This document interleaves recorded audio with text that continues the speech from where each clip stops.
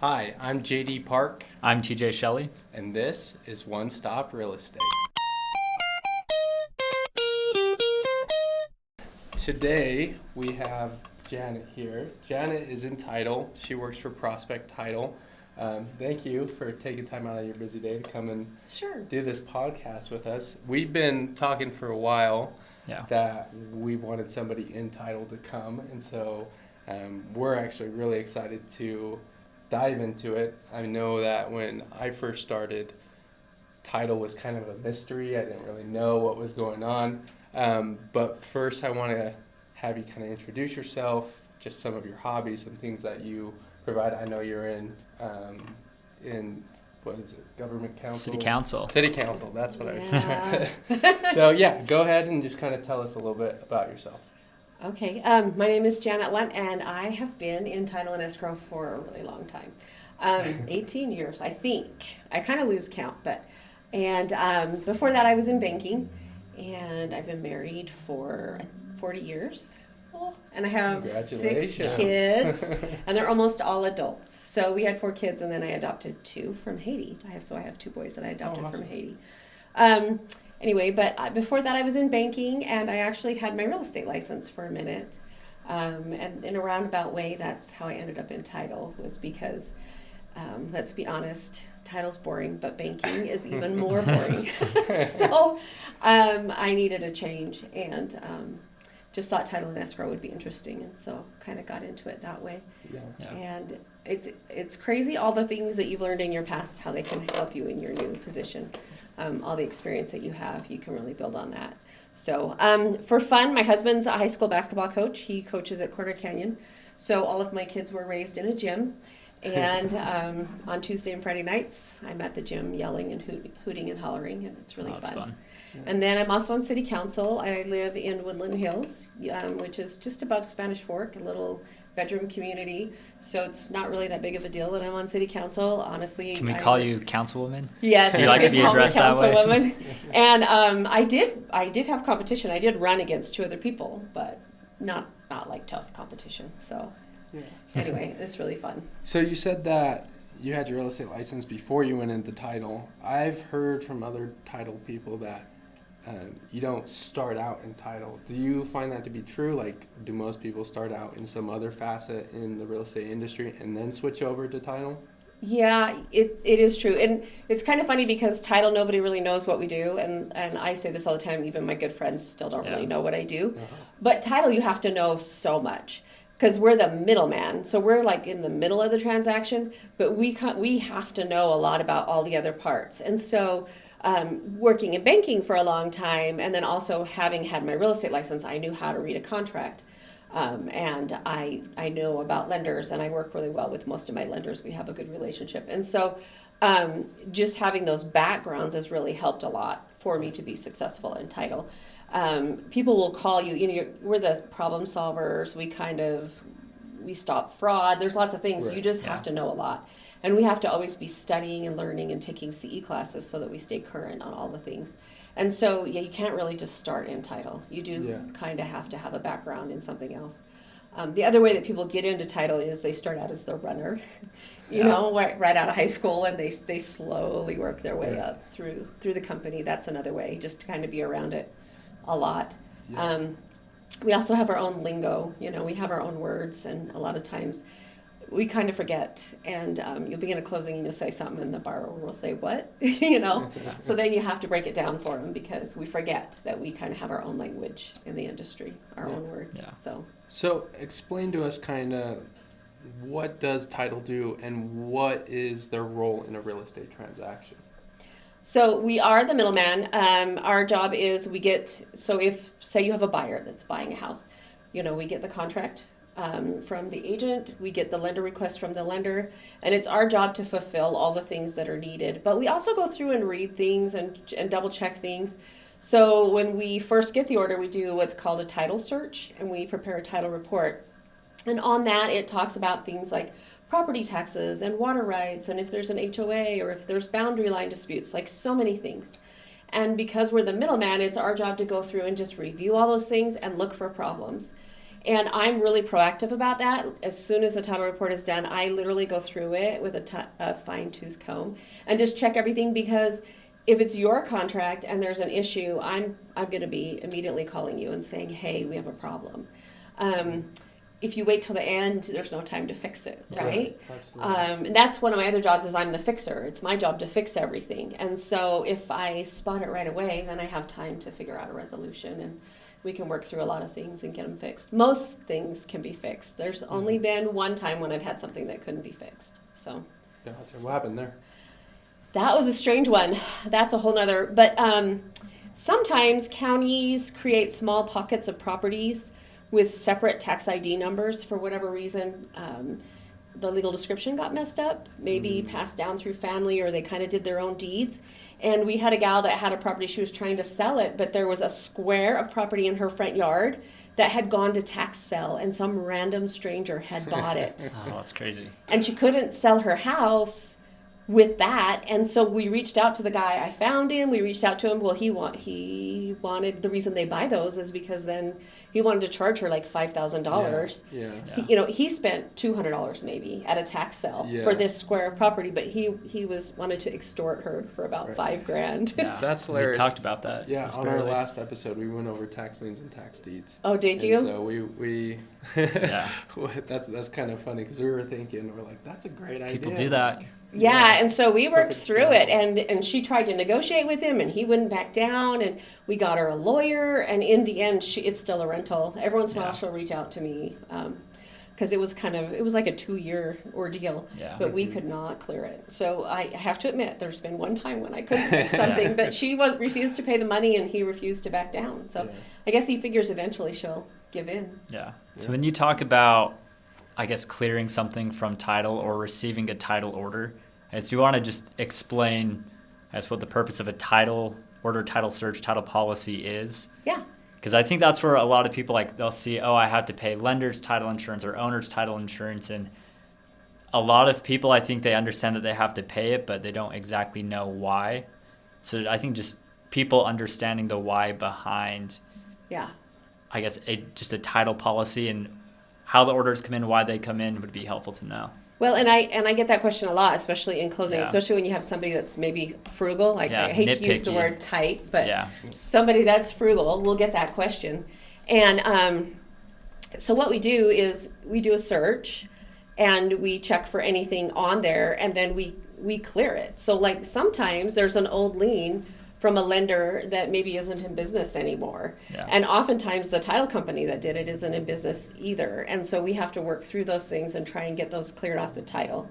And the reason for it is, the reason why we do all of that is because if you buy a house and there's some old lien on there, maybe the seller had a really, really old lien that shouldn't have been on there, but nobody did anything about it. Mm-hmm.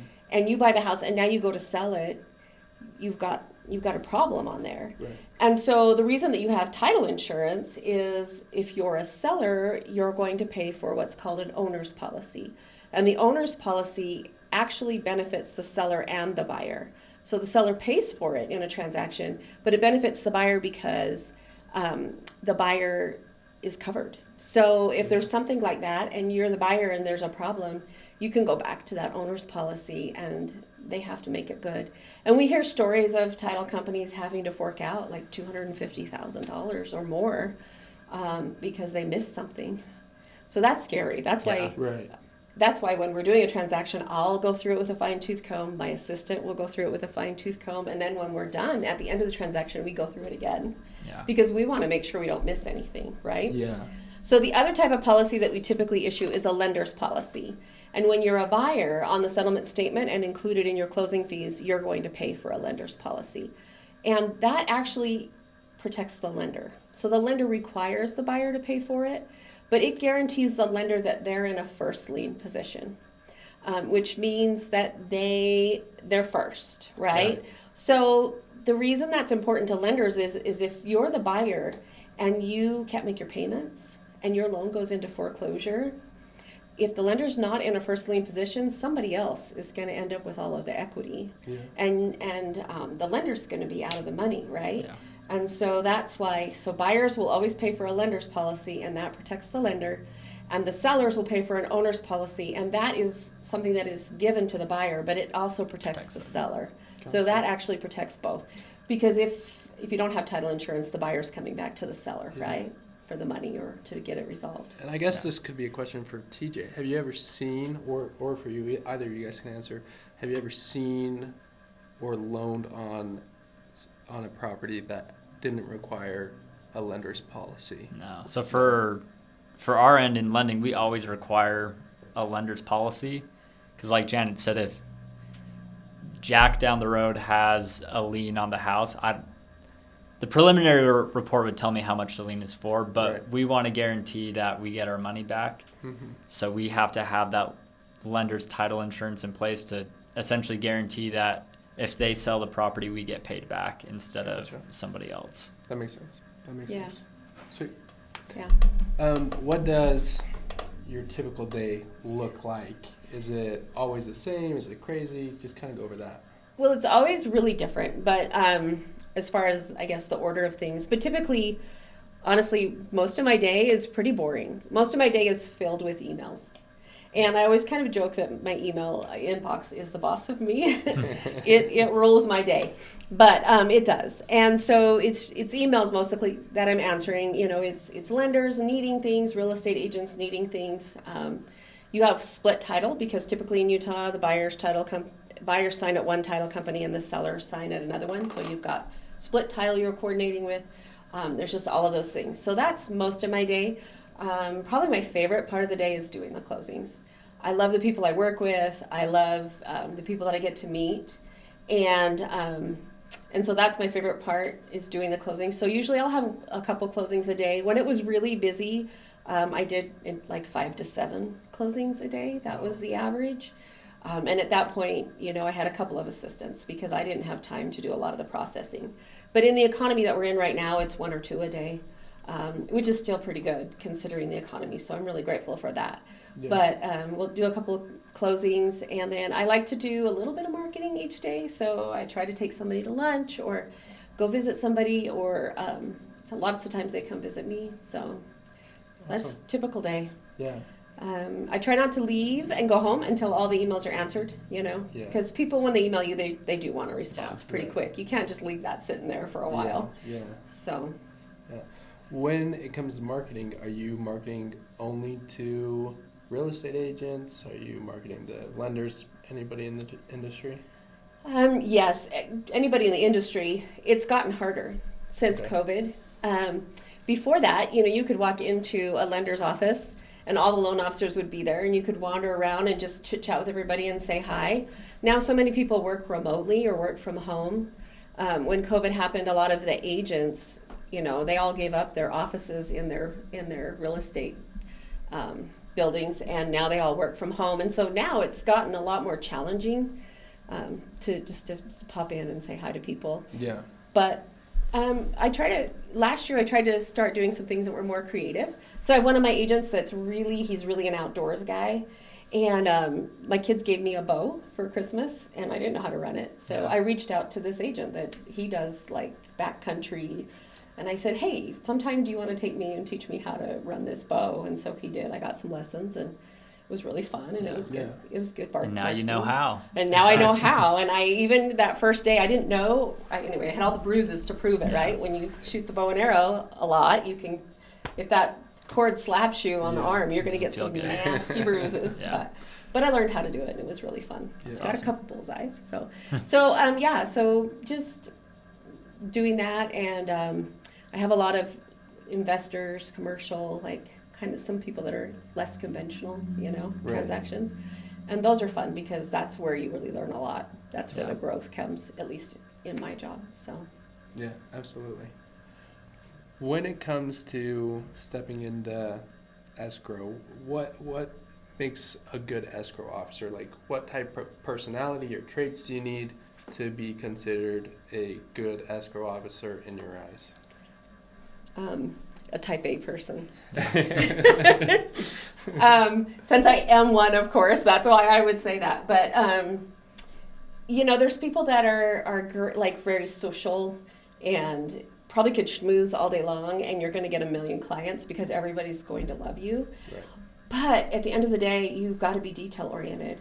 And I think that's super important. And you've also got to be willing to always be learning new things and keeping up on all of the trends. And everything's going so technology and video and online, remote online closings and all of that. And you've got to be willing to stick in there with that and learn all of that and stay current. And so I think that's, a big part of it. Yeah, I would agree. I mean, with any part in real estate, except maybe agents, if you can be good at meeting people and likable, but as soon as it comes down to doing your job, it will become so apparent whether or not you know what you're doing, especially in title and mortgage. Like, I've seen buyers use lenders that have no idea what they're doing, and it makes the deal so stressful for me as an agent. And I can only imagine the same is for title. Fortunately, most of my closings go through you, so I haven't had too many bad title experiences. And I think you can be more of a yellow personality if you're a real estate agent, if you have a good title person that's more type A, if that makes sense. Yeah. You got to be really detail oriented, and for lenders too, for sure. Yeah. I think that makes a big difference. Unfortunately, I do think real estate agents can just be a likable person and still get through in the industry, which is bad, but sometimes you meet somebody and you're like, how is that guy so successful? It's crazy. Yeah. But it's they have a lot of connections and the people skills are huge. Mm-hmm. So you have to communicate a lot with every party. Do you have like a process that you choose to follow to do that, to make sure everybody's on the same page? What's your method to that madness? In the beginning, I like to communicate everything. Like I said, I'll go through the title report and just let you know what's on there. If I'm concerned about anything, if everything's just standard, normal, I'll just say, here it is. I reviewed it. Everything looks good. I just think communication up front is always important. And then when it gets near the end, I like to communicate and make sure everything's set up. Or I kind of have a tracking system of when things are supposed to close. And so I like to reach out a few days before. I'll reach out to the lender and to the agents and just say, where are we at? Are we going to close on time? Do you need anything from me? So just being really proactive, I think, is really key to that. I worked with a lender once, and if there was a problem, he would ghost everybody on the transaction, and everybody would be calling and everybody would be texting, and you couldn't get a hold of him, and that is not what you want to do. Like, I think you just have to be upfront, and quite often I get to be the deliverer of bad news, and it's not necessarily bad news that I created, but because I'm the middleman and there's all these moving parts, I'm the one that usually discovers the problem, and so I have to communicate that, and sometimes you just have to take a deep breath and make that call. Which it should not ever really be your job. So how do you handle that too? Like, there's a lot of emotions, there's a lot of problems that come up, especially with title. How do you handle those situations? Do you talk to the realtor first? What's your method? I usually talk to the real estate agent because if I were to go to your buyer and I didn't tell you, okay, and I call your buyer and I'm like, by the way, there's all these problems, and then they call you freaking out because that's going to be their next phone call and you don't know anything. I just did you a real disservice because now you look ill-informed and kind of stupid, if that makes, you know what I'm saying? Absolutely. And so I will always call you first and say, hey, I'm going to call your buyer because I need to get this from them because there's a problem, but I want you to be aware.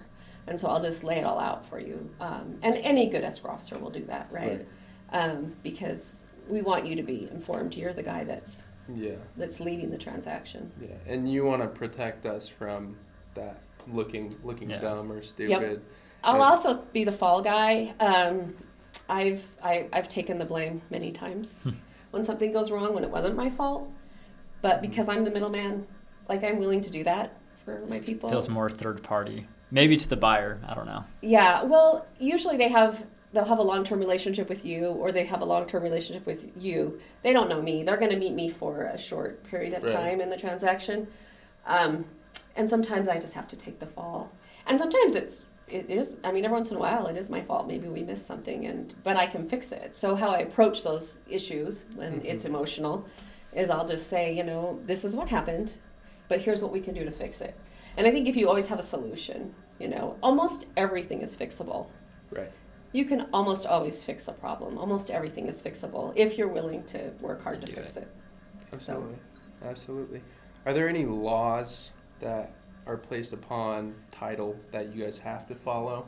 So many. So many. We're more regulated, I think, than either of your two industries. Yeah. Even how much we can market and how much we can spend is really? highly regulated. And even how we advertise or how we market is highly regulated. So one time I helped teach a first-time homebuyers class, and it was a new agent, and she didn't know better. And she did a booklet, and she put everybody in the booklet, which was fine, but she listed them as sponsors, and she listed me as a sponsor. And I'm at its title, I'm not allowed to sponsor. And she listed me as a sponsor. She didn't know. I didn't see the booklet till I got there that night, and I was like, oh. Well, there was another title person there who turned me into the state. Oh, man. Oh, boy. He took copies, he took pictures of it, and he turned it into the state and turned me in. And I had also earlier in the week done a promotional video, which wasn't in violation of the law, but maybe it wasn't at all, but he turned it in with it, just trying to say that I was doing too much or something. Yeah. Anyway, the state they said I was fine, I didn't do anything wrong. They investigated, and I had to get statements, and in the end they said I didn't do anything wrong, and I didn't get fined or anything. But they just said, just be more vigilant about notifying your people that they can't do that. So that makes sense. But there's a lot of rules, and there's a lot of title people. We all work together, and we're all supposed to be nice, but it's also very competitive, and so sometimes some people are nasty, and they're just looking for any reason to bring somebody else down, which is really unfortunate. Yeah. Because then what happens? The minute they do that, right, then next week you have a deal where they're on the other side. It's just not good, and you have to work together, so it's just not a good idea. You're trying to coordinate with somebody that just turned you in. Yeah. And in fact, if it's something egregious, like even that booklet situation, there was even another title person that was involved, and he saw the booklet, and he went to the agent, and he said, hey, you need to take that off. You're going to get Janet in trouble. Yeah. Like, that's the approach you should have, right? Yeah. Like, hey, you made a mistake. You shouldn't have done that. Yeah. Instead of just turning somebody in. But that's a much better approach. Yeah. Yeah, but it happens. So what do you do? Yeah. You mentioned first-time home buyers that you taught a class, and I imagine you teach quite a few classes. When it comes to first-time home buyers, is there anything that they should be looking out for as a first-time home buyer with an escrow officer or in your reports? Hopefully they're working with a good agent and a good lender that can explain things to them. Yeah. Usually buyers don't even need to worry about the title report, honestly, because we're the ones that are going to make sure everything is cleared up and taken care of. So the biggest thing that I usually teach the first-time buyers about that is just really make sure you're working with somebody that's good, that's knowledgeable, and that's professional. And I know I hate to say this, but working with a part-time lender isn't going to cut it. You know what I mean? Yeah. That's the biggest thing that I teach in those classes is that you just really have to work with people that you can trust and that know what they're doing, because we'll take care of all those details. It's so overwhelming for a first-time home buyer, and there's so much for them to remember and so much for them to learn that you don't want to like bombard them and overwhelm them. Yeah.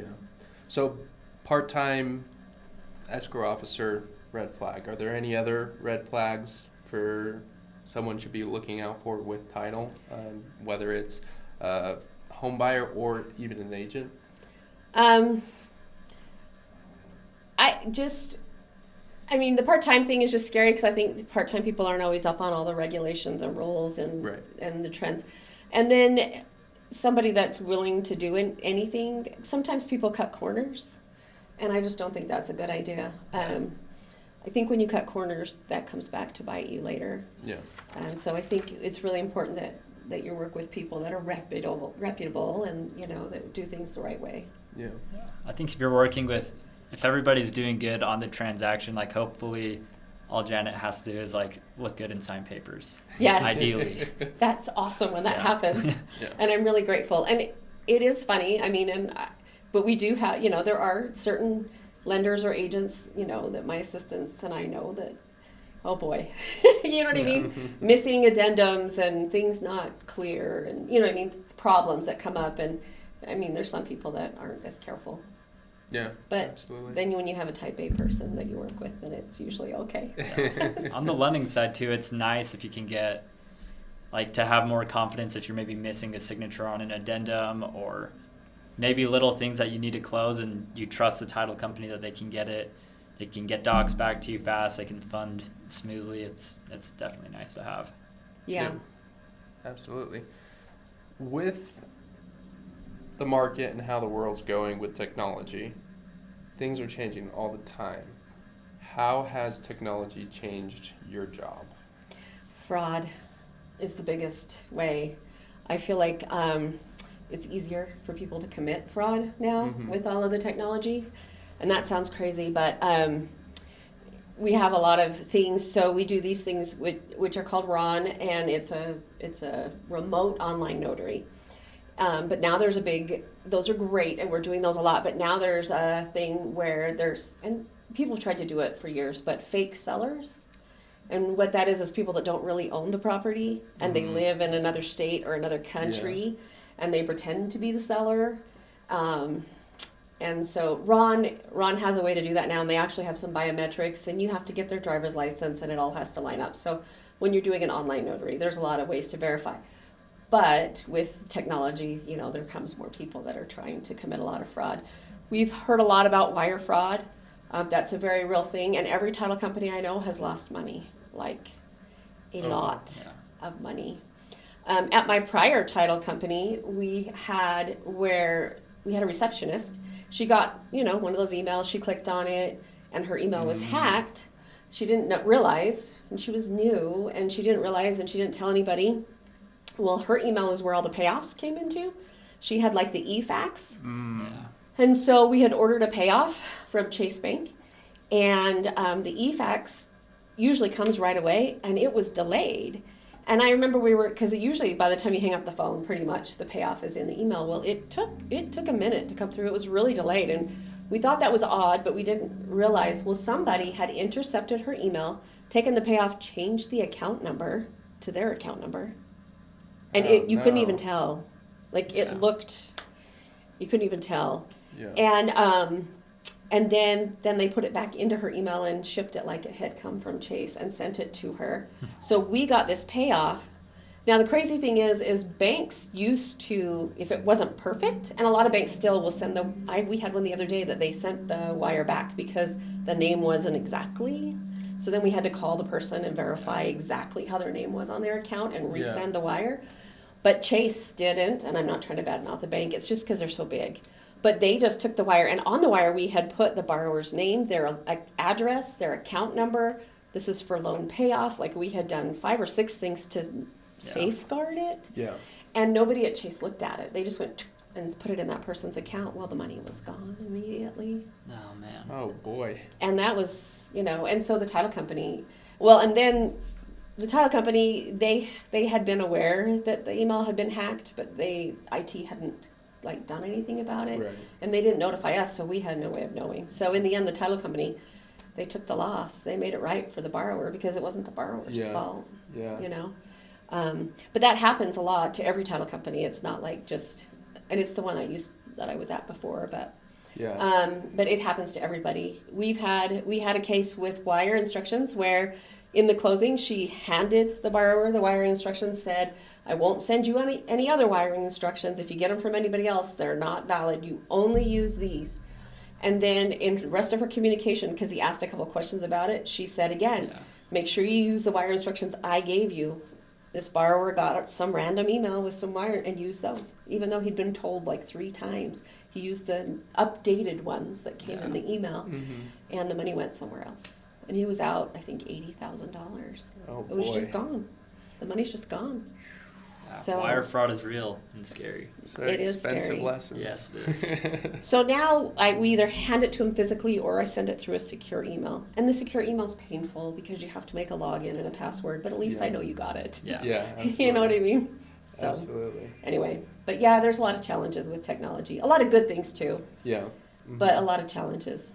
Yeah, I mean, from what your guys' conversation was earlier, it sounds like the RONs, the remote online notaries, are popular, that you guys like them for the most part. I mean, you went over the risk in that, but it sounds like that might be the new standard. I mean, it would be cool when, because our job as a real estate agent, we're pretty much all paperless. Like, we don't need anything.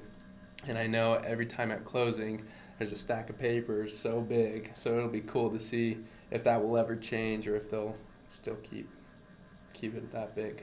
Yeah, well, and like for a business model like yours, where you have a lot of investors that own investment property, most of the time they're out of state, right? Yeah. Most of the time they're not in Utah, and so we can just do the RON closing with them and send them Yeah. all the documents, and they're happy. Yeah. Because their other option is that I email them the documents, they print them out, and they have to go find a notary, Yeah. or they have to pay for a notary to come to them. Yeah. And the RON, our company just pays for the service. It's not bad, especially if you do a lot of them. You Right. know what I mean? Then it's worth it. Mm-hmm. So Especially like that, the client of mine that lives in Hawaii, he's like, I don't want to pay so and so much money for overnight shipping. yeah, the shipping is expensive Yeah. too. Mm-hmm. So And, that was kind of cool.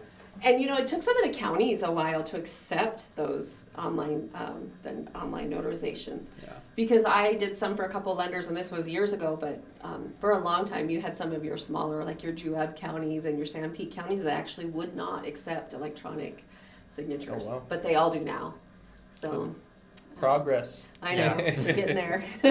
so it's good. Awesome.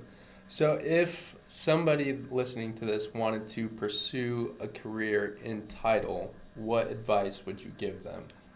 I would say probably the best thing would be to reach out to somebody that's in the industry.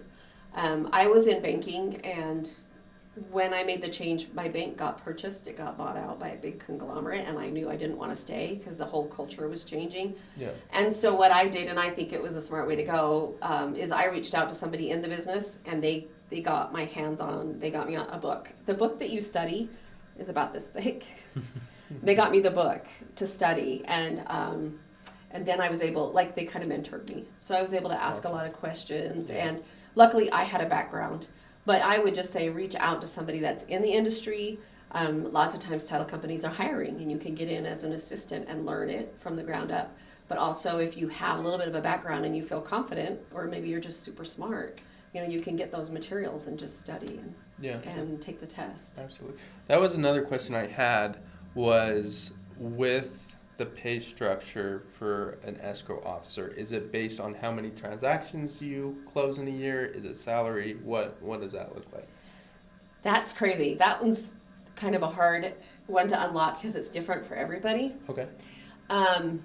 So at my company, we have a lot of ABA accounts, and a lot of the people there, they just get paid a salary. So it doesn't matter how busy or how slow you are, you're going to get the same salary. Gotcha. I'm not on that type of a structure because I've always been kind of more of a independent, where I have to go and hunt and gather. I have to go get my own clientele. So I have a base, so I'm guaranteed I'm always going to get paid. Right. But then I also have commissions. And for me and my personality, what I love about that is that it motivates me to work really hard, right? Because the more transactions I have, the better my paycheck will be. Mm-hmm. And so that keeps me motivated to keep going. So I have a base plus commission. And we always have a nut. Like, you have to bring in so much for the company every month before you get paid a dime. Gotcha. But that nut, it basically covers your salary and your insurance and all of those things. So the company's got to make so much a month off of you before they can start paying you commissions. Yeah. So once you hit your nut, then you can go and get commissions from there. Gotcha. So, and everybody's structure is different. I've been in it a long time, so mine's pretty good. That's good. Yeah. We'll keep it. The commission structure is good. The percentages are decent. So awesome. yeah, but new people, and every company is different. Yeah. I worked at a company, they just didn't, it was a long time ago, but they just didn't pay very well at all. So, Gotcha. and money's not everything. Culture's huge. Like Right. where I'm at now, the culture is really important, but it does depend. That makes sense. Yeah.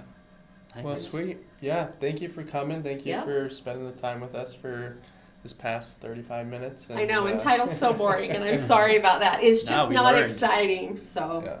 and there's a lot to it, but No, we love everything real Yeah. estate, and so thank you so much. yeah, you're welcome.